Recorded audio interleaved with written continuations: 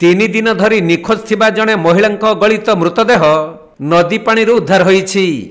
अग्निशम विभागर कर्मचारी माने मृतदेहटी पानी उद्धार करने पर व्यवच्छेद मेडिकल को पठाइछंती।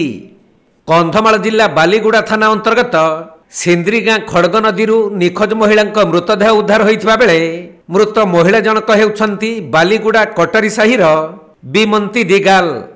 से जाड़ाबांदा घाट को गाधोइबाकु जाई आउ घर को फेरी नथिले।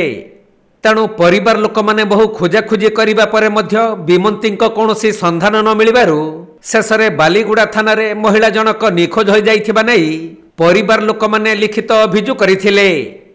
हेले 3 दिन परे सिंद्री गाँ खड़ग नदी रे जणे महिला मृतदेह भासुथबा देखि स्थानीय लोक माने पुलिस को खबर देइथिले। खबर पाई पुलिस और अग्निशम बाहिनी पहुंची सिंद्री गाँ खड़ग नदी मृतदेह को उद्धार करी व्यवच्छेद बालीगुड़ा मेडिकल को पठाइछंती।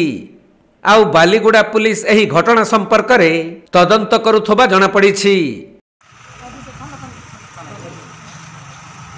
Kandhamal जिल्लारू Jyoti Prakash Samantaray report, Konark live.